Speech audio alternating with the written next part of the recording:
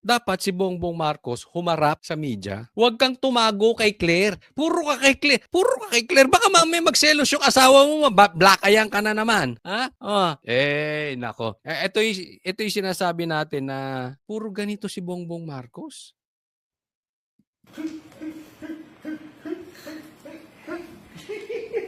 Sir, anong name ng dog? Troll na troll. Bayaran na bayaran. Sir, anong name ng dog? Ano, Claire, para kang tanga. Para kang tuta. Di ba? Alam mo, pinapakita nila dito. He's okay. He's having fun. No? Hindi siya worried. Nakikipaglaro sa aso. Si Claire, ay sir, anong name ng dog? Anong dating? Di ba OA? Di ba hindi organic? Ang gulo mo. ang pangalan nito si Oreo. Bakit Oreo, sir? Kasi nung tuta pa ito, bilog na bilog itong itim doon sa mata niya. So, nung nag-iisip yung mga... Naririnig nyo, lagyan nyo headset ha. Hindi ko alam kung ang humihingal ba yung aso, pero parang hindi naman yung aso humihingal. Parang si Claire. O Auntie Claire, kung ikaw man yung humihingal, patingin ka na rin, delikado yan. Oo, hindi normal yan ha. O, ayusin mo yan, Claire. Anak ko kung ano yung gagawin pangalan. Sinabi mo kang may Oreo siya sa mata niya, kaya Oreo ang naging pangalan. Ano ko? Anyway, sir, nandito na ako. Gusto ko na rin po ang kamustahin. Kamusta na po kayo ngayon? Okay na. Ang giling ng mga doktor ko. Binigyan lang ako ng mga gamot. Tsaka patuloy pa rin yung aking antibiotics. Pero okay na ako. In fact, nakapag-EDC meeting na kami nung Lunes. Kung okay ka, ba't di ka magpa-press con? Di ba? Di tungkol daw sa puwet yan, Bongbong Marcos. Yan yung sinabi nung sakit mo. Oo, mahirapan ka raw, nasa tae mo yan. Mahirapan ka raw dumumi. Oo, ingat ka dyan sa puwet mo kasi wag kang, baka kung ano-anong ginagawa mo dyan. Sige. With most of the cabinet, so I'm back in, pero medyo nagtatampo sa akin yung mga doktor ko. Kasi sinasabi nila, wag muna. Sabi ko, hindi ko naman pwede pagantayin lahat ng mga nangyayari. So, tinuloy ko na lang. And tomorrow, I have some meetings in the office. Pag namatay kaya to si Bongbong Marcos, nagtatanong lang, gagawan din kaya ito ng wax? Ano kaya ang gagawin ni Claire? Ano kaya ang gagawin ni Risa Ontiveros? Lalo na, patatayuan din niya kaya ng rebulto to. And tuloy-tuloy na. Pero sir, nabanggit sa akin ni Sec. Hoy, relax ka lang, Claire. Para ka ring nakasyabu, ay cocaine. Oo. Pero sir, parang koliyala, kala. Dave, meron daw kayo napaniginipan. No. Parang may namimiss yata kayong food. Oy, yung labi mo, hindi yan AI, kaya ingat-ingat ka. Yung labi mo, steady mo lang, steady lang. Dahil, ang pa rito, kailangan for a few days, hindi ka pwedeng kumain ng solid food para matanggalan ng stress yung bituka mo. So, puro sabaw lang ako. Kaya, nanaginip ako yung isa. Ang tigilan mo, hindi yung pagkain, yung cocaine. Yun ang magbibigay ng stress sa bituka mo at saka sa puwet mo. Makakabigay ng stress yung Kasi pagka nag-cocaine ka, baka ako ano-ano pinagagawa mo. May epekto yon. So, itigil mo. Yan ang una-unahang itigil mo yung cocaine. Sabi ko sa doktor, pwede na ba akong kumain ng kung ano-ano? Kasi nang naginip ako, nakakain ako ng steak. Yun lang ang iniisip ko. Pero hindi pa pwede. Hindi pa, ngayon pwede na. Pwede ngayon na. Pwede na. Ayan. Oo. Good news na yan. Kumain na ako ng hamburger. Ay na. So, pinapakita nila dito, he's really okay. Si Claire, she's having fun. Anyway, sir, namimiss na kayo na ibang mga taga-media. Sabi nila, ba't hindi nakarating si Pangulo sa awards rights ng mga outstanding government workers? Oo nga. Hindi ako nakarating dahil meron pa akong gagawin. Pinapunta ako sa, nagkonsulta na nandito yung mga doktor. Nagkonsulta sila para tignan na talagang maayos. Kasi nga... Nagpunta dyan o dinala ka sa ospital? Sinugod ka sa ospital? Tanong, Claire, sana masagot mo ito. O operahan ba si Bongbong Marcos o hindi? Simple lang naman yung tanong, di ba? Oo at hindi lang. Kung hindi, di hindi. At least, pag inoperahan, alam natin fake news ka, Claire. Yun lang. Sa media, tanong nyo rin, operahan ba si Bongbong Marcos o hindi? Rereklamo sila na dapat magpahinga ako. Sabi ko, hindi ako pwedeng magpahinga. Hindi ako kasama dyan sa mga pahinga.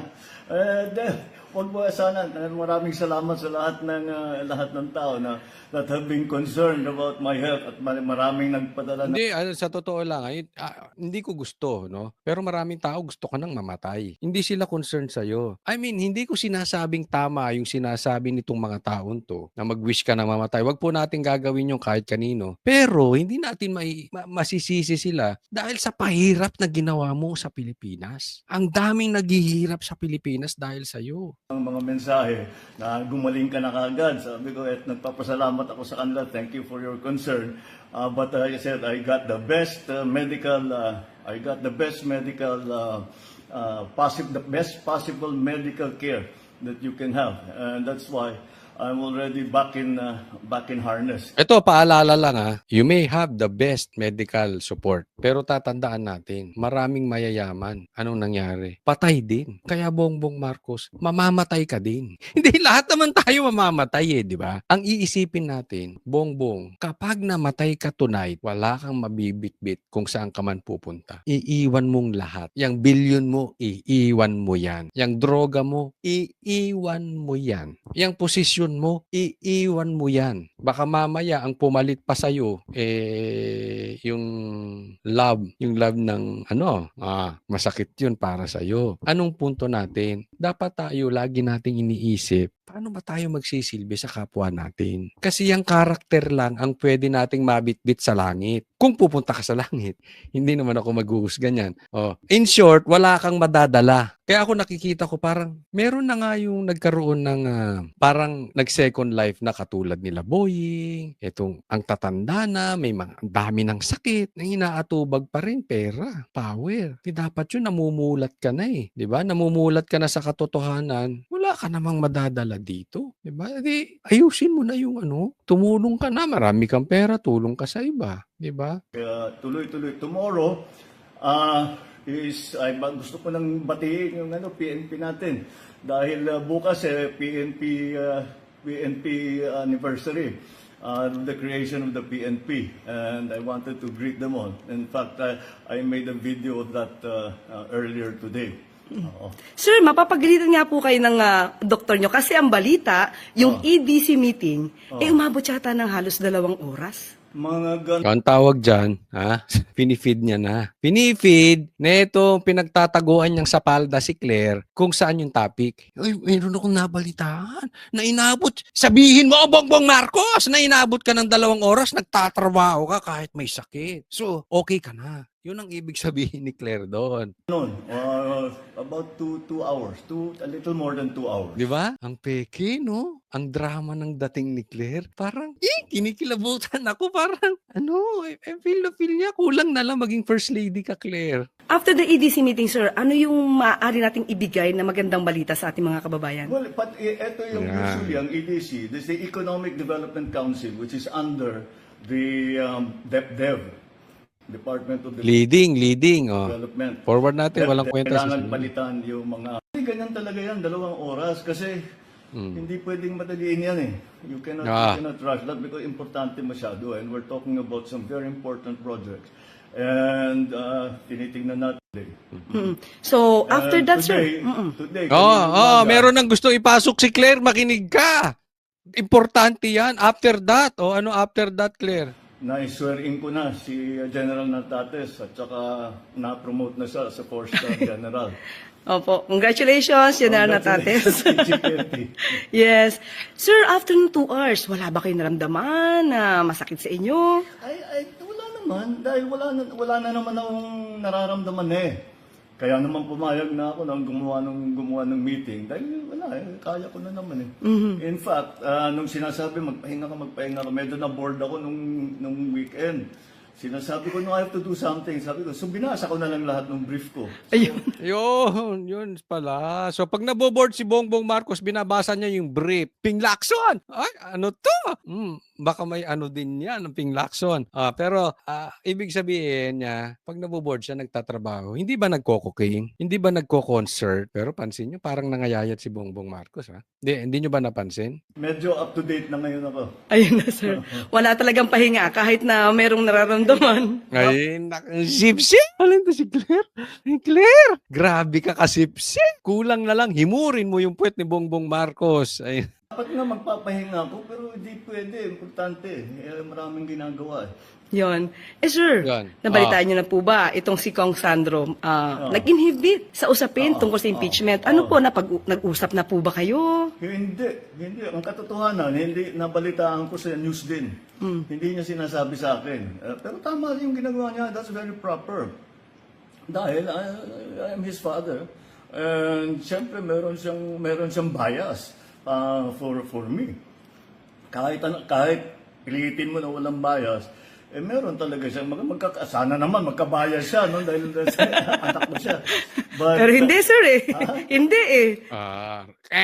wrong answer. Kaya bunelta ni Claire, kita nyo. Sabi, nabalitaan nyo ba yung sinabi ni Sandro na mag-i-inhibit siya kung sa impeachment mo? Sabi niya, tama naman yung ginagawa ni Sandro. Pero sa dulo, sana naman magkaroon siya ng bias. Pasok si Claire, siyempre, bongbong! Huwag kang pupunta dyan. Mali yan. Wrong answer.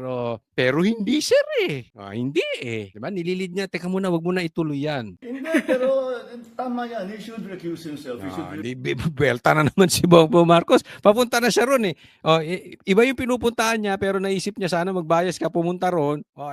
Inawat ni Claire. Balik siya ulit. Yan yung sinasabi natin. Kaya yan, nakikipag-interview lang sa mga ganyan, yung ililid siya sa kasinungalingan. Kasi pag yan, humarap sa media, luto ito. Sa tanungan pa lang, lalo't yung media kung magtatanong ng maayos, hindi rin bias, luto ito. Dapat andyan ang Net25 tsaka SME9. Sila lang ata ang magaling magtanong. remove himself from the process so that the process can be seen to be fair and proper. Ayan. Oo. Pero sir, Ano?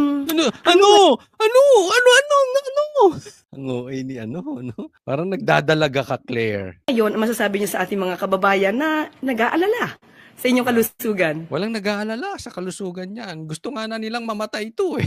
Ngayon. Yan lang yung yung sinasabi ko noon, yung sinabi ko sa inyo last week.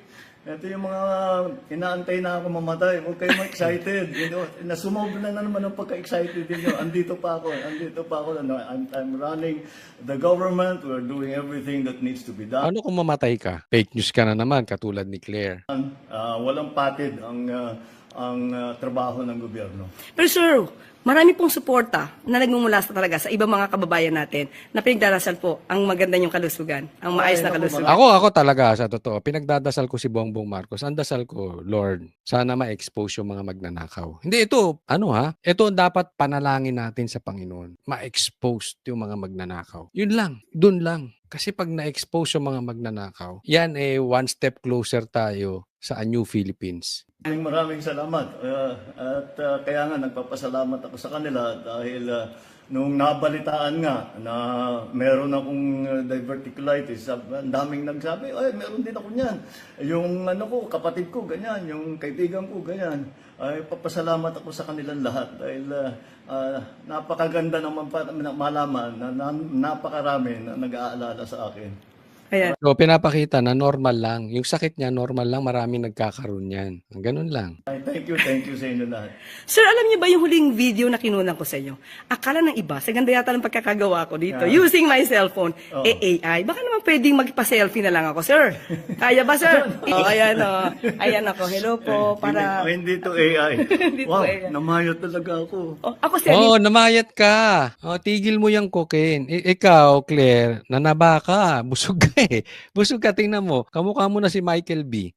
hawig na. Tingnan mo, hawig na sila ni Diskaya. Di ba? Tingnan nyo, mabuti. Di ba? Michael B na Michael B. Mas lalo na yan. Diskaya ang datingan. Diba? Anyway, hindi naman natin masabi kung dahil sa pangangatawan ng tao. Meron naman kasi na tumataba pero may sakit. Meron naman yung pumapayat healthy. Wag lang bigla. Kasi pagka bigla kang tumaba, lumabas yung pisngi mo bigla, baka nangurakot ka. Malaki ang lagayan. Yan lang naman yun. Hindi Wow, po eh. namayo talaga ako. Ako sir, hindi. Kasi galing ako ikaw sa... hindi. Namayo. Sarap ng buhay mo eh. Ang sarap ng buhay mo. Dati vlogger ka lang eh. Ngayon natakdog ka na. Dati nga galit ka kay Bongbong eh. Di ba? Ang sarap ni Bongbong, no? Ang sarap ni Bongbong magmahal. Vlogger lang to dati eh. Galit na galit to kay Bongbong. Yung sinasabi ni Chavit eh. Anong nangyari? May budgetan daw yan.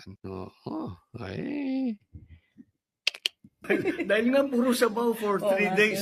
For 3 days. Pero saka sir, Kaya na nga, nanaginip na nga ako ng steak. perfect. Pero sir, galing kasi kami sa Pasig River Esplanade. Oo. Kaya sabi ko, naku, pupunta ako kay Pangulo, amoy yata ako barbecue. Saka mga fishballs, ang dami po. Ang dami po nating kababayan na namasyan ngayon. Kasi Maganda. kahapon yung ribbon cutting Ribbon ni cutting. FL. Oo, So, oo, ayan oo. po. So, hindi po to Pinag niya paano nagtatrabaho si First Lady na hindi mo siya inaagawan. Yan yung talagang tinututukan niya. Bagay kayo! Opo. Oo. So, okay na po, sir. Thank you sige, po. Thank sige. you po. At Salamat. Okay na, okay na.